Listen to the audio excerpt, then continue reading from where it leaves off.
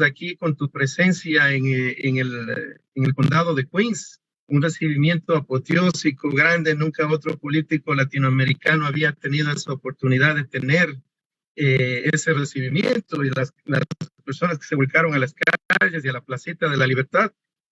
Fue una experiencia maravillosa. Fuera de nuestro Ecuador, me imagino tú también estabas muy emocionado con ese recibimiento. Bienvenido, Andrés. Gracias por estar en el Encuentro Ciudadano número 162. A ver, el silenciador. A ver. Gracias por permitirme participar. Gracias por la invitación. Sí, efectivamente, recordando esa hermosa recepción que tuvimos allá, todos nuestros hermanos y hermanas en Queens. Realmente fue una cosa enorme, delirante, con muchísimos compas. Jamás olvidará el Ecuador, jamás olvidaré yo ese hito tan potente que tuvimos. Así que gracias a todos quienes pudieron estar ahí, quienes también acompañaron, porque se transmitió también en redes. Yo recuerdo mucha gente ahí se conectó en vivo, en Facebook. Estaba realmente lleno de emoción. Fue realmente un hito. Y bueno, y ahora podemos conversar también con ustedes sobre algunas de las cosas. Me perdona, estoy un poquito en el tráfico. Ahorita estoy en Ciudad de México, en un viaje que estoy haciendo por acá, pero bueno, igual nos estamos uniendo para poder compartir con ustedes. No sé, Santiago, hay algunas preguntas puntuales, alguna cosa, si no podemos comenzar con la temática de hoy. Sí, Andrés, bueno, queremos agradecerte muchísimo a toda la organización Acción Revolución acá en el área triestatal, a todos los compañeros que hacen posible este encuentro ciudadano. Estamos muy contentos de compartir contigo. También estamos con muchas personas que nos ven en diferentes estados de Estados Unidos y también desde Europa, y obviamente de nuestro lindo Ecuador, porque tenemos hermanos ecuatorianos que siempre se conectan con nosotros. Bueno, entrando en materia, Andrés, sabemos que tu tiempo es bien difícil. Bueno, has declarado que la crisis actual en Ecuador se debe a la presión ejercida sobre el presidente Lasso por grupos al margen de la ley, lo que llevó a Lasso a abandonar los intereses del pueblo ecuatoriano. También has denunciado la existencia de un informe policial filtrado que vincula al gobierno de Lasso y a personas cercanas al mandatario con la mafia albanesa. Y has criticado que ninguna autoridad haya investigado estas revelaciones. Entonces, si se demostrara que Lasso recibió financiamiento ilegal durante la campaña electoral, la ley democrática del país establece destitución. O sea, no estamos hablando de los casos de corrupción del Gran Padrino únicamente. A todo esto has afirmado que más información saldrá a la luz en los próximos días y semanas. Bueno, la invitación justamente es para eso, Andrés, para que nos ayudes a entender qué es lo que está sucediendo.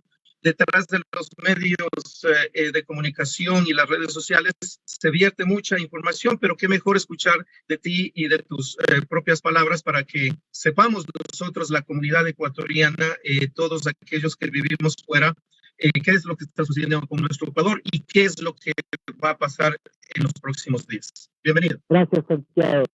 Comencemos por lo principal, y es que el día de ayer se viralizó un video que muchos de ustedes lo habrán visto, de Pedro Granja, que hablaba sobre el resultado electoral pasado, y decía que realmente fuimos nosotros quienes ganamos esa elección. Y eso es totalmente cierto, porque la charla de hoy, la conversación de hoy que vamos a tener con ustedes, se llama La destitución de Lasso, todas las causales. Y pronto el país contará con la evidencia de lo que fue este fraude a la democracia ecuatoriana en el año 2021.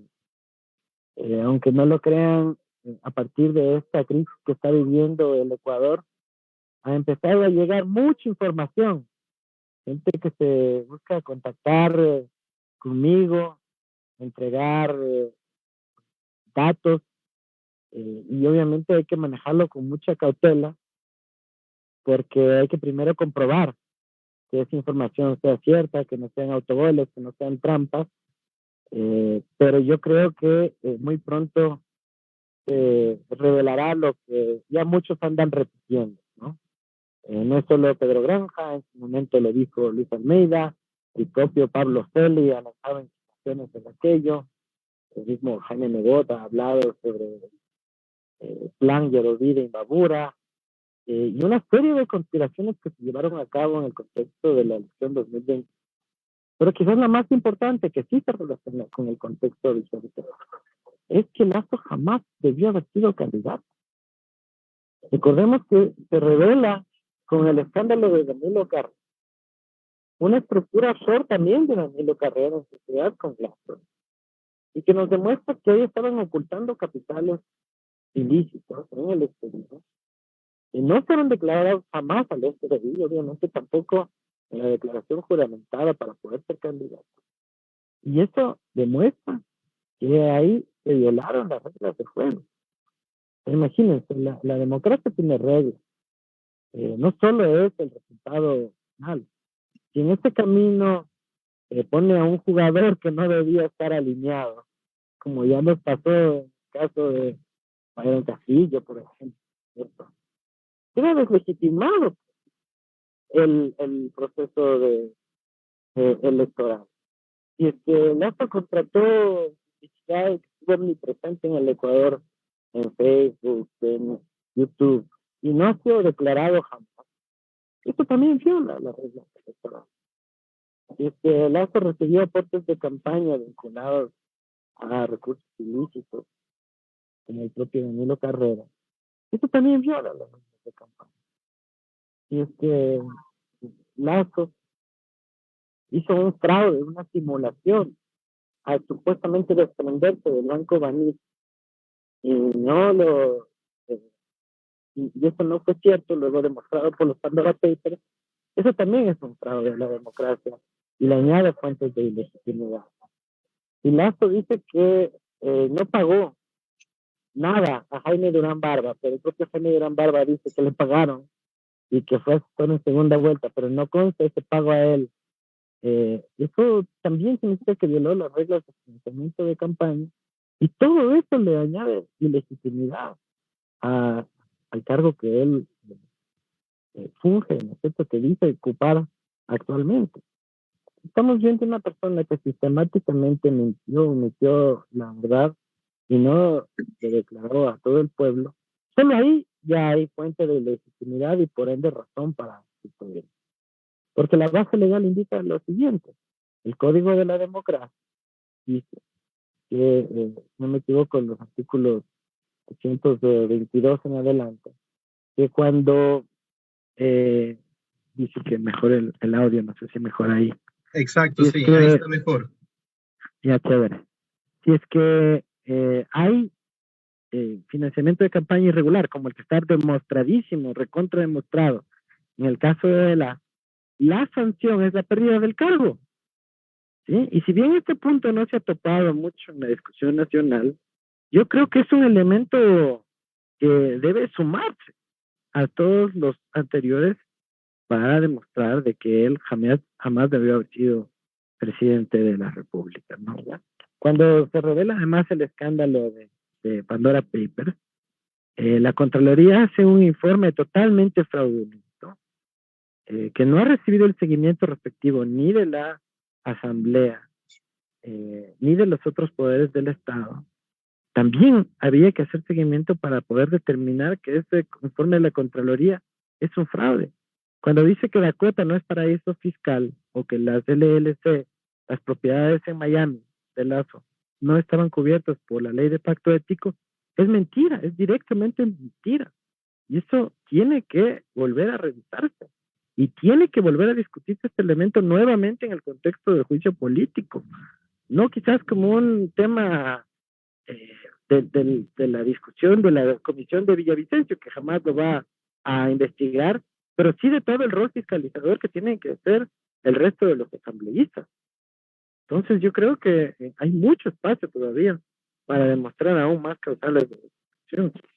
Pero hay elementos nuevos, como el hecho de que Lazo, viéndose arrinconado políticamente, con 104 votos en contra de él, 104 votos en contra de él, que abren las puertas al juicio político, con una Corte Constitucional nombrada por sus amigos del Trujillato, y que además él metió 3 de los 9 jueces que están ahí, y que ellos mismos se le viren y den paso al juicio político, está el tipo arrinconado. Y en ese contexto, él dice que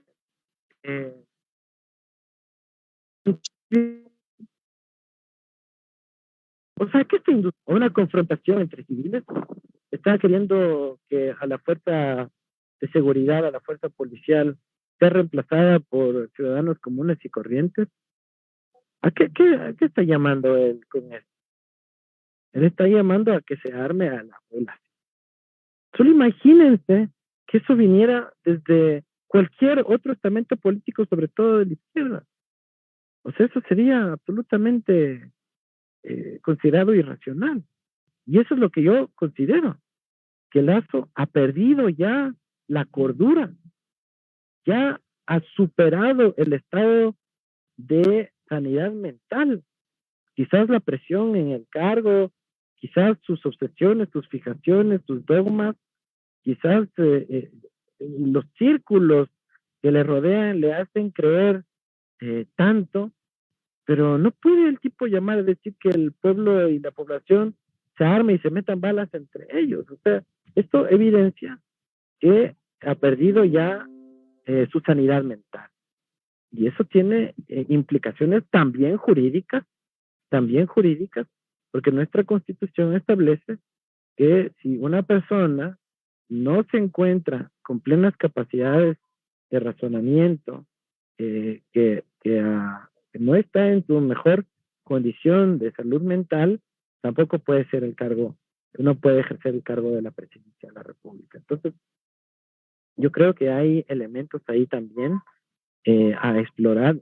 No ha sido casual mi intervención alrededor del tema de la consideración de Lazo como un psicópata y un sociópata. Yo creo que nadie que esté pues en el uso de su razón va a convocar a que el pueblo se mate entre ellos. Y ahora es lo que hemos visto por parte, no de cualquier persona, no de cualquier troll en las redes, sino del presidente de la República en cadena nacional. Eso es intolerable. Ese decreto no solo debe ser declarado inconstitucional, sino que la Corte tiene que inmediatamente convocar a que se le realice un examen psicológico a Guillermo Lazo, que ha perdido su cordura, ha perdido cualquier indicio de que tenga su mente sana, ¿no? Yo creo que él evidentemente está ya enfermo mentalmente, y eso es un peligro para un país, tener a un presidente que llama a que se arme la población.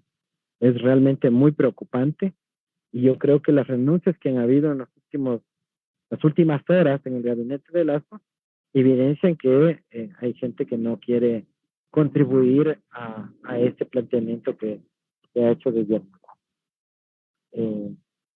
Pero además de eso, tenemos ya, yo creo, una acusación que tiene que dar resultados rápidos.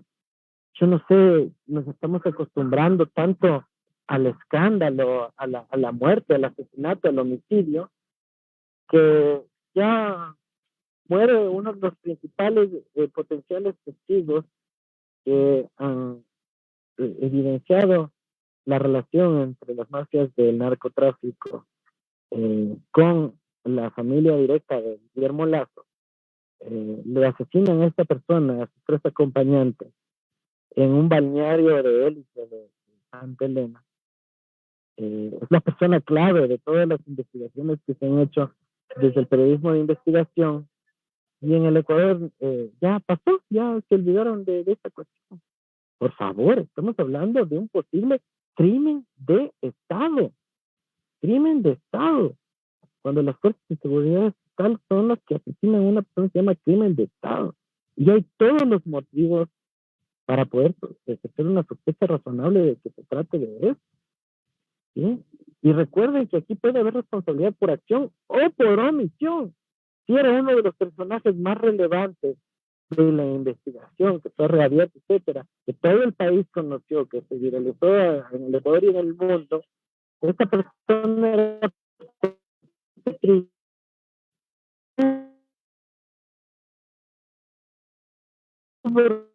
del Estado. Y eso tiene consecuencias profundas. Gracias. Yo creo que este posible crimen de Estado es otra causal más en el caso del juicio político y razón para destituir a Guillermo Lazo. Yo creo que no puede quedarse el proceso de destitución solamente con el juicio político.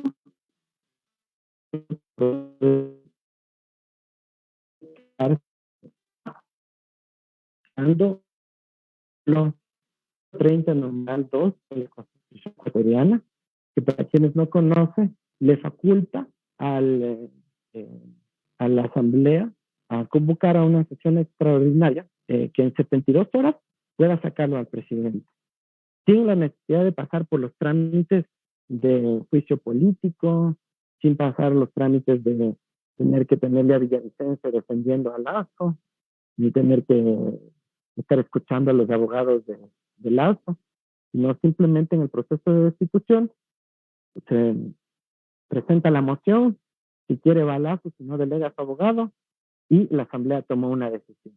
Muy rápido, muy rápido. Yo creo que el país no tiene tiempo para estar aguantando todavía 45 días más y quizás más, pues que meten ahí acciones constitucionales, dicen a los jueces amigos de Lazo, para posponer el proceso indefinidamente.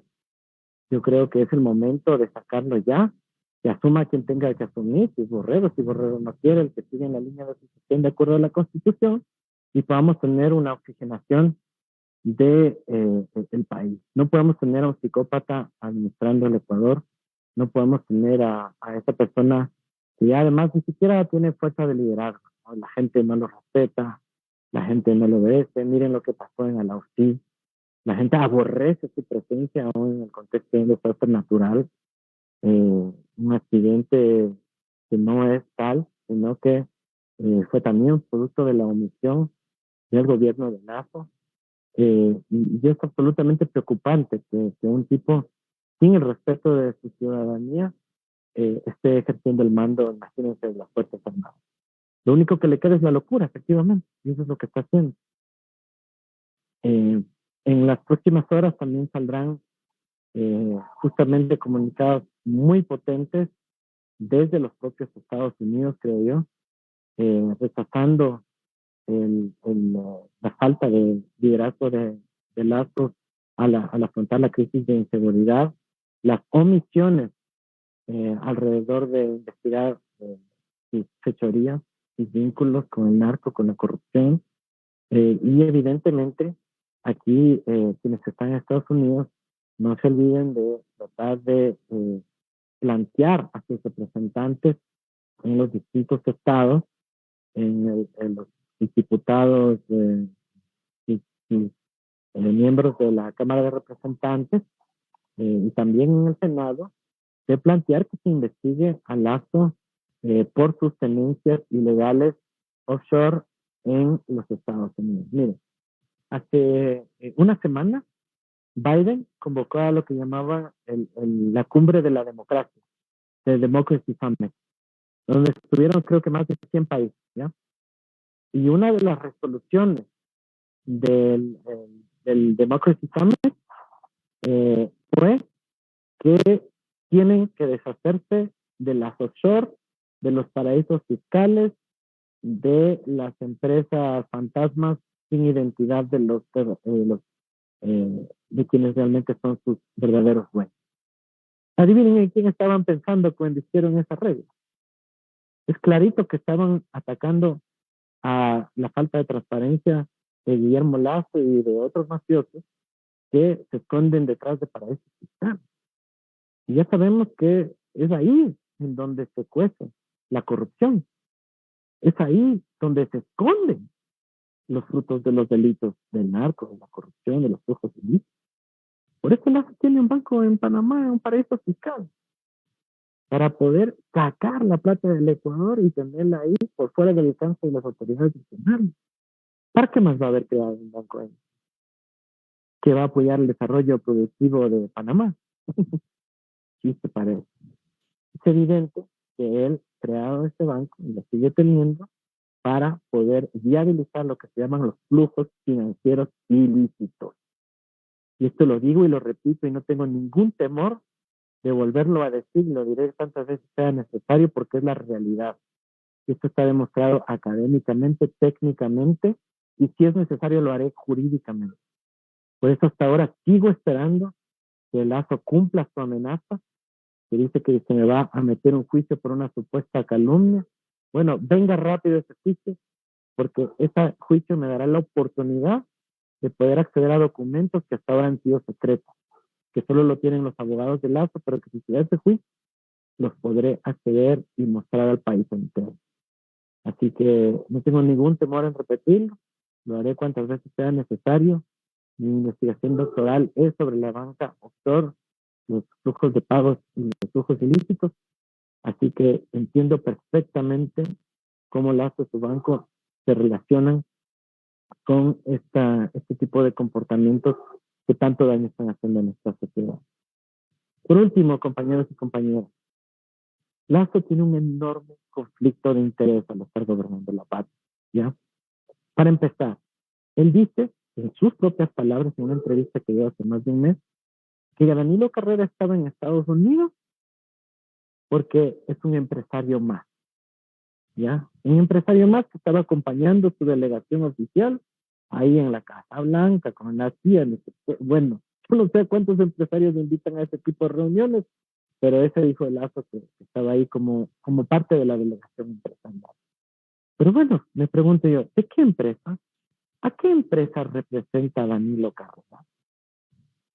Hasta donde yo sé, la única empresa que Danilo Carrera está autorizado a representar, de acuerdo al artículo, si no me equivoco, es 308 de la Constitución ecuatoriana, es al Banco de Guayaquil. ¿Por qué? Porque la legislación ecuatoriana y la Constitución ecuatoriana no permite que si uno es banquero, tenga además otro tipo de negocio. Banquero, solo banquero. Eso dice la ley de la Constitución. Entonces, si Danilo Carrera es el presidente del directorio del Banco de Guayaquil, es la única empresa a la que él representa, ¿cómo así está en la misión oficial del gobierno del Ecuador? ¿Acaso el gobierno del Ecuador ahora está fomentando reuniones para beneficiar personalmente al negocio de Guillermo Lazo? Es un conflicto de interés. Y la Constitución también ordena en el 232 que cuando hay este tipo de conflictos de interés, la persona que ejerce ese rol tiene que dar un paso al costado. Lo dice la Constitución. Otra causal más para que la sustentan. ¿Ya? Pero además, el conflicto de interés más grave de todos es el de la política pública. ¿Por qué vivimos esta crisis de inseguridad? ¿Por qué? Porque Lazo ha puesto a gente inepta que no sabe nada de seguridad. ¿O creen que Diego Ordóñez tiene siquiera maestría, doctorado en seguridad? No, es un politiquero más. Él está ahí para no hacer nada. Y antes de Diego Ordóñez estuvo Alexandra Vela, que ella misma dijo, yo no sé nada de seguridad. Sin embargo, era la ministra encargada de seguridad. ¿Por qué puso a esas dos personas ineptas y lo sigue manteniendo? ¿Por qué? Ya sabemos por qué.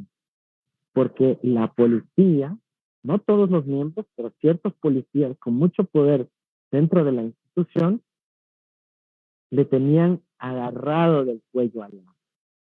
Y le decían, si tú nos sacas a nosotros, si tú nos quitas los negocios, si tú nos sancionas por el caso María Belén Bernal, si tú haces cualquier cosa en contra de nosotros, vamos a sacarte el informe de León de Troya. ¿Sí? Por eso nunca les topó a esos altos mandos de la Policía Nacional. Y por eso nunca les forzó a que hagan lo que tenían que hacer para combatir la inseguridad de nuestro país. Por eso siempre optó por un bando dentro de la policía. Y ahora las revelaciones de Víctor Arauz, que no es pariente mío, porque pues, coincidimos en la mitad del apellido, son tan brutales, porque me está diciendo que decidió optar por una parte de la institución policial, creando bandos internos, imagínense, dentro de una institución que debe ser absolutamente orgánica y que es la responsable por velar por la seguridad ciudadana de los ecuatorianos. Bueno, Lazo no va a hacer nada, no podía hacer nada y no podrá hacer nada porque está agarrado del cuello por los estamentos de la policía contaminados por el crimen organizado. El rato que él quiera hacer algo, tal vez saldrán con un segundo León de Troya, un tercer León de Troya, otro informe policial reservado donde involucren a sus más cercanos parientes o sus acólitos y socios, a la gente que está muy cerca de él y que está absolutamente contaminada. Entendamos esto, ecuatorianos. La cosa es muy grave, muy grave. Y esta persona, en vez de cualquier ser humano que se haya visto evidenciado a la escala que fueron las Pandora Papers, las revelaciones de la voz, el caso de Danubio con su mejor amigo Juan José Ponce, etcétera, etcétera, ya nos olvidamos nomás. Pero cualquier persona que ha tenido que vivir por eso, ya hubiese renunciado. Ya hubiese renunciado por tener sangre en la cara, por tener algo de dignidad, por decir, bueno, yo me voy y es evidente que ya no le sigue haciendo bien a mi país. Si fuera mínimamente patriota, hubiera dicho, aquí se necesita un liderazgo fresco, alguien que sí pueda venir a reestructurar eso. ¿Ustedes se acuerdan lo que fue la renuncia del Papa Benedicto XVI, Joseph Ratzinger, que él dijo, flacos, hay demasiadas mafias aquí, yo ya no puedo combatirlas, me tengo que ir, y renunció. Imagínense que un papa fue capaz de hacerlo por el bien de su institución, por generar un refrescamiento, por refrescar el liderazgo, por permitir que hayan salidas institucionales, de liderazgo político, etcétera. Lazo no quiere hacerlo. Y dice que va a pelear hasta el último, que va a matar o morir, que tendrá que comprar. Ahora, nomás de mañana ya denunciaron que están comprando a asambleístas. O sea, eso es lo que yo digo. Este es un tipo claramente que ya no está en su pleno razonamiento mental. Es un tipo que está fuera de sí. Y esa es la definición de un psicópata que está dispuesto incluso a infligir daño y muerte a otros antes de corregir su comportamiento. Entonces, yo creo que estamos en el límite de lo que tolera nuestro país y yo creo que estamos en condiciones para convocar al 130.2 y ahí veremos quiénes son estos actores del Parlamento que se oponen a sacar a la. Ahí veremos en la votación. Y si eso falla, tenemos todavía el juicio político por delante. Nada impide que el otro siga. Pero yo creo que es una imperiosa necesidad sacarlo ya del poder, por el bien del país entero. Sea quien sea que tenga que sucederlo, si es Borrero, si es quien sea que me siga en la línea. Entonces, eso, compañeros, es lo que yo quería compartir con ustedes. Hay muchísimos elementos ahí en todo lo que he planteado, muchísimas cosas, todas de absoluta gravedad, y esperemos que tengamos respuestas y reacciones rápidas y prontas por parte de la clase política nacional. Insisto, los ciudadanos ya se pronunciaron el 5 de febrero, ya se han pronunciado constantemente, no quieren que este tipo siga, y es el momento de que dé un paso al costado y que si no, los ecuatorianos nos saquemos. Para eso existe el 130 numeral 2 de la Constitución. Un abrazo y con gusto para responder unas cuantas preguntas. Perfecto, muchísimas gracias Andrés por esa presentación. El formato de este programa es justamente un encuentro con la comunidad del Encuentro Ciudadano. Me han formulado muchas preguntas, pero les pido disculpas, no podemos evacuar todas. Voy a darle preferencia a aquellas personas que nos escribieron con anticipación días atrás. Por favor, me disculpan. Vamos con Marta Villagómez desde Canadá. Seguimos con Lori desde Barcelona, España, y terminamos con Rocío Cunalata desde Nueva York. Adelante, por favor, seamos rápidos y concisos con las preguntas. Adelante, Martita. Buenas noches a todos. ¿Me escuchan? Sí, claramente. Buenas noches. Un saludo solidario para el compañero Andrés Arauz. Gracias a ti por la invitación y por hacernos partícipes de esta información tan importante para aquellos que vivimos fuera del Ecuador. Saludos a todos los compañeros y compañeras presentes en este momento por parte del colectivo ERCA aquí en Canadá. El Ecuador está en estos momentos enfrentando una violencia y una inseguridad que jamás se había visto en nuestra historia. Nunca hemos vivido una cosa igual. Mi pregunta más concreta sería ¿qué piensa el compañero Andrés con respecto a los movimientos sociales, los movimientos indígenas que están siendo, no sé si están un poco como paralizados, al igual que el progresismo, algunos partidos de izquierda, o están a la expectativa? Quizá tal vez porque se ha incrementado la extrematización, la discriminación, el racismo, la inseguridad en nuestro país, y el pueblo tiene temor, yo entiendo eso, pero sin embargo no sé si estaríamos dispuestos a tomar las calles si es necesario. Esa es mi pregunta, Andrés. Gracias. Gracias, Martita. A ver si vamos las tres juntas, Andrés, por favor. ¿Está bien? Ya, listo. Vamos con Lori desde Barcelona. Adelante, Lori, y gracias por trasnocharte. Adelante, Lori. Sí, buenas noches, compañero Santiago Calderón. Muchas gracias por la invitación y agradezco a Acción en Revolución también por los conversatorios que hacen cada martes. Y asimismo un saludo muy efusivo al compañero Andrés Arauz de parte de aquí, de Europa, de algunos compañeros. Claro, por la hora, pues disculpen no poder estar más compañeros que seguro estarían encantados de verle, pero seguramente seguirán la programación en las páginas. Y bueno, con lo que usted ha explicado ahora me quedan algunas incógnitas. Una de ellas es la que usted comentó, por ejemplo, que nosotros que estamos aquí fuera, bueno, mencionó principalmente a Estados Unidos, que pudieran tomar acciones con los parlamentarios de países vecinos o países exteriores con respecto a los paraísos fiscales. Me gustaría que si nos puede explicar un poquito sobre este tema, ya que quizás nosotros desde aquí, desde Barcelona, también pudiéramos tomar esa acción y asimismo comprometer a otros compañeros de Europa también. Y bueno, y otra pregunta que se me viene, bueno, disculpen por hacer dos, es ¿qué papel está cumpliendo la fiscal? ¿Por qué no actúa con tanta denuncia que hay, con tantos casos que se ha presentado con respecto al presidente y vemos que prácticamente está ausente?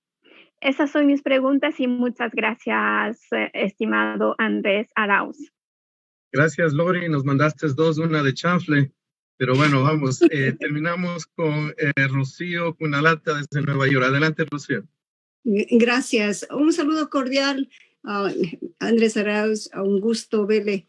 La pregunta era la siguiente. Yo no le veo al vicepresidente con ese liderazgo para resolver los problemas que el Ecuador ahorita está confrontando. Esa fuera mi pregunta. ¿Cuál es su opinión? ¿Lo ve él capaz de tomar la posta? Muchas gracias. Gracias, Rocío Cunalata desde Nueva York, y terminamos con la ronda de preguntas. Adelante, Andrés. Gracias. Comienzo por la última. No, yo tampoco le veo a Borrero con suficiente liderazgo para poder asumir las riendas del país, pero es lo que compete constitucionalmente, ¿no? Ahora él, si es que llega a asumir, también puede renunciar, y si es que él renuncia, la Constitución ordena que automáticamente se convocan a elecciones. Si se va el primero, se va el segundo, automáticamente se convoca. El escenario de la derecha ecuatoriana, el Partido Social Cristiano, es que se quede él, porque piensan que con él pueden hacer pactos, repartirse el Estado, repartirse el gobierno, y eso es lo que les conviene a ellos. Yo creo que al pueblo ecuatoriano le conviene poder expresarse democráticamente lo más pronto posible. Y ya si lo sucede Borrero a Lazo, el pueblo ecuatoriano también tendrá la oportunidad de seguir insistiendo en que se lleven a cabo elecciones democráticas. Creo que es lo que tenemos que exigir. Y el camino para eso sea o con la propia renuncia de Borrero, o que el propio Borrero declare muerte cruzada, o que la Asamblea también lo destituya por muerte cruzada. En fin, hay varios mecanismos que establece la propia Constitución. Y todos ellos deben estar en el escenario, sobre la mesa, para poderlo llevar a cabo. Ahora, dicho esto, hay posibilidad de que nos sorprenda. Yo recuerdo Alfredo Palacio, vicepresidente de Lucio Gutiérrez. Nadie lo conocía muy bien, no hacía mucho en el gobierno de Lucio, pero cuando fue presidente le nombró a Rafael Correa de ministro de Economía, ¿ya? Y decidió crear el primer fondo de inversión en ciencia y tecnología, educación y salud de la historia del país. Resultó que se trató la caducidad de la petrolera Oxy, etcétera. Es decir, hay margen de que nos puedan sorprender también. Yo creo que en el caso de Borrero hay menos margen para aquello, pero uno nunca puede pues, juzgar a un libro por su portada exclusivamente, ¿no? Así que veamos, yo creo que tampoco hay que ser demasiado pacientes, pero los ecuatorianos tenemos que estar listos para, una vez que se vaya el acto, que tampoco se ha cumplido ese objetivo todavía, podamos definir qué mismo pasa después. Me preguntaba la compañera de Barcelona sobre el rol de la fiscal. Yo creo que la fiscal obviamente no ha estado a la altura, pero hay algunas acciones, en su mayoría bastante veladas, que demuestran que también hay una insatisfacción o crítica o por lo menos una tensión dentro de las fuerzas gobernantes actualmente en el Ecuador. La primera es que, según Anderson Boscan, ha habido una pelea, una confrontación entre Lazo y la fiscal, porque la fiscal sigue avanzando en la investigación de Pandora Papers. Esa investigación hay que ponerle atención. Esa investigación está en la fiscalía, ella avanza, le ha pedido comparecer, rendir versión a la esposa de Lazo. Lazo no le ha gustado eso, lo cual es una indicación de que hay algo ahí, ¿cierto? Ya, una cosa del rol de la fiscal. Segundo rol, Lazo le quitó los policías especializados a la fiscalía. ¿Por qué? ¿Será porque la fiscalía sí estaba empezando a investigar donde tenía que verlo? ¿Donde tenía que hacerlo? Entonces, ¿por qué dice Lazo quitar los policías a la fiscalía? Los policías detectives, digamos, ¿no? Entonces ahí hay que también observar qué está ocurriendo ahí. Y la fiscal, en vez de quedarse calladita cuando Lazo le quitó, puso el grito en el cielo. Incluso logró que un juez revierta la decisión de Lazo. Quizás una de las pocas en la historia del Ecuador donde un juez de ordinario se atreve a revertir una medida tomada por un presidente, una medida administrativa. Entonces, es importantísimo ese hecho que mereció la condena de todas las funciones del Estado ecuatoriano. Así que yo creo que ahí hay algunas pistas. Ahora, evidentemente, yo creo que su rol pudiera ser mucho mayor también, acelerando las investigaciones, indicando de que en poco tiempo tiene que pronunciarse ya sobre quién mató a Cherres. Creo que es una respuesta que el pueblo ecuatoriano tiene que exigir, no es menor, y si es que por lo menos una hipótesis de las varias que tiene que manejar la Fiscalía apunta a un posible crimen de Estado, es causal para la destitución de Lazo, también de acuerdo al artículo 130 129 de la Constitución. Es decir, con crímenes de Estado se destituye al presidente. Entonces, hay que poner atención al caso Cherres también. Me preguntaba qué pueden hacer los compañeros migrantes en Europa con relación al tema de paraísos fiscales. Menos, porque Lazo ha preferido guardar la mayoría de su fortuna en Estados Unidos. Entiendo que también tiene propiedades y empresas en Luxemburgo, en España, también. Por lo menos hoy hay rastros de sus principales testaferros, Eugenia Touri y Miguel Macías. Hay que investigarlos ambos. En el caso de España se puede solicitar a sus también representantes ahí en el Parlamento español para que investiguen las acciones de las, o por lo menos generar una resolución de rechazo a los comportamientos de promoción de esta decisión de armar a la población. Yo creo que esto se puede plantear. No es sencillo, evidentemente, pero pues todo reto implica un esfuerzo, ¿no? Y la primera pregunta que me hacía la compañera, ya me olvidé, no sé si la tienes en mente, de Santiago. Martita Villagómez. Martita planteaba que cuál era el asunto. A ver, adelante, Martita.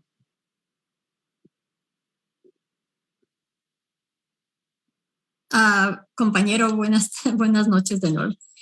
Bueno, mi pregunta era nada más, ¿cuál sería, piensa usted que si nada de esto funciona, si es que las organizaciones sociales, tanto como las indígenas, el progresismo, la izquierda, tendrían la capacidad de salir a las calles para protestar y para demandar la salida de este presidente si nada más funcionaría? Gracias, Martita. Sí. Gracias, Martita. Yo creo que sí, yo creo que la gente está muy ya harta, digámoslo así, ¿no? Del gobierno de Lazo. Yo creo que más bien la Corte Constitucional, la Asamblea, para prevenir una movilización fuerte que además pudiera tener consecuencias fatales, porque Lazo está dispuesto a matar, esto tengámoslo claro, es el camino institucional. Y el camino institucional ahorita es de la Corte, que la Asamblea procese el juicio político, que se convoque el 130.2, que se sigan constituyendo las causales, que se los documenten, que presenten los informes respectivos y que se los saque al lado. Es decir, eso puede calmar un poco la situación que está ya bordeando, o sea, está en el borde de, digamos, una efervescencia popular que puede explotar. La crisis de inseguridad ha llegado a niveles no antes vistos.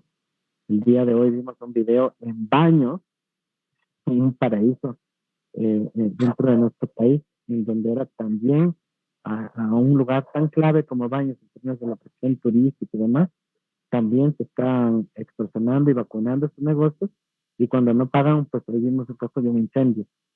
Entonces esto, imagínate, en Baños, que es la cara de nuestro país, una de las caras de nuestro país al mundo, ya sobrepasa los límites. Entonces yo creo que la expresión, la ira de la gente va a ser difícil de contener, y lo único que está conteniendo en este momento es que la Corte, por ejemplo, dio paso al juicio político, que efectivamente se está ventilando esto por el camino institucional.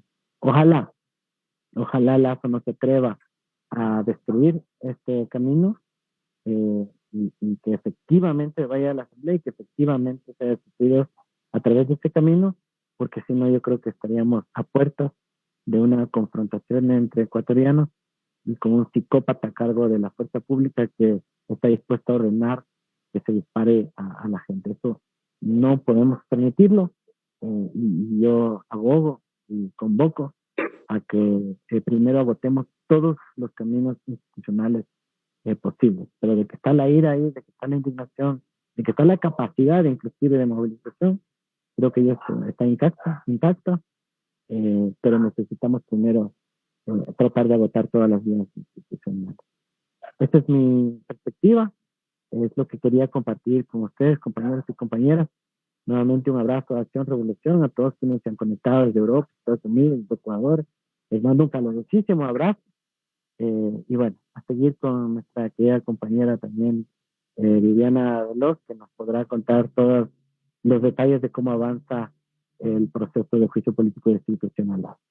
Un abrazo, Santiago, compañeros, compañeras, y que tengan una muy buena noche. Muchísimas gracias, Andrés. Yo quiero felicitar y agradecerte mucho por tu disposición, por tu tiempo, por compartir ese conocimiento que tú tienes con nosotros y por esa humildad y sencillez de la cual tú demuestras que es muy, muy, muy valorable. Los grandes líderes no se miden por sus actitudes, sino por sus acciones, por sus hechos.